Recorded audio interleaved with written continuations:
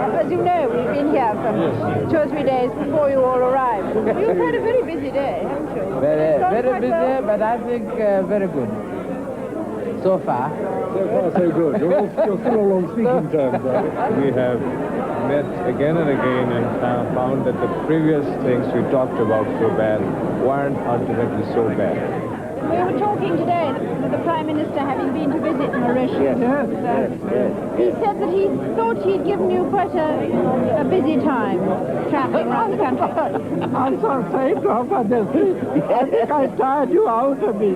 I didn't tire you out. No, I'm quite sure. At the end of the day, he was still sparkling, and I was a little bit... You see... But Mrs. Moulton likes something. You see, you're the same generation as my mother. And there's something extraordinary about this generation. Yes. See, my mother is the same, I think she's about the same age as you. Yes. And there's no stopping them. Absolutely. 1983. President Kaunda, an old friend, stays at Buckingham Palace. Mrs. Alice.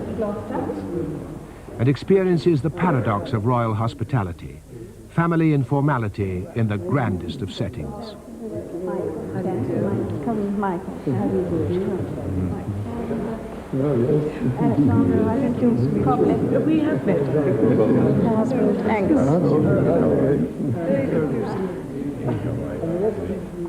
I think have you seen Yes, I think that's hello. You went to Clara's house. Yes, exactly. Yes, we had very nice tea. At least I did. Very much indeed. London tea. Oh, yes, the tea.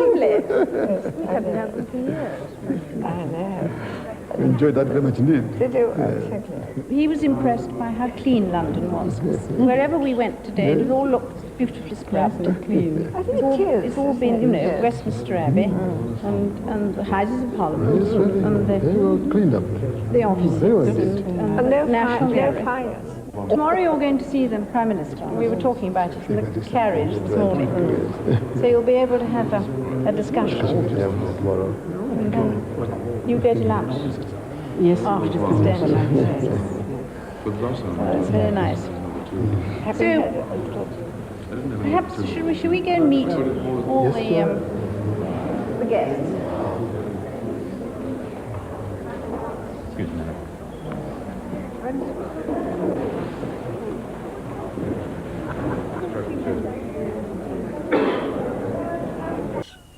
She expressed publicly Britain's gratitude both for their support in the Falklands War and as our chief ally in NATO. But tonight, as on most nights, the main topic was the weather. Kind of a coincidence, because you were first to San Francisco. They had the worst North Atlantic storm in 100 years. Thanks very much. Thanks very much. It happens all the time, these coincidences, don't they? I think... We've just been lighting a bonfire. Simply covered everybody with smoke, and it will be out very quickly. Because it's right on top of the hill, so I mean it just blew absolutely completely straight out. Because I mean we've had to change, you know, our plans all the time. Because I think the yacht's just been enveloped in one huge low, you know. And wherever we went, the heavens opened and the wind blew, and it's followed us all the way up. And you haven't searched for a Jonah aboard, perhaps? Me. We're going to have the band to play now with them. That'd be fun. Shall we stand on that? Yes, have you got a coat? I think I'll get one if I may. Might be an idea. Philip, There's so much, isn't there, that's continuity, really. Unlike the rest of us, the Queen can never retire.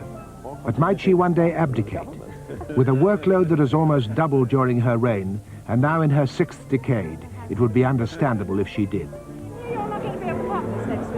Sorry, ma'am, I'm afraid I've got to be in... But those close to her say she believes that only death can release her from her vows, that to abdicate her crown would be to abdicate her duty. That's a very good idea. And that, in her eyes, would be unthinkable. When I was 21, I pledged my life to the service of our people, and I asked for God's help to make good that vow. Although that vow was made in my salad days when I was green in judgment I do not regret nor retract one word of it.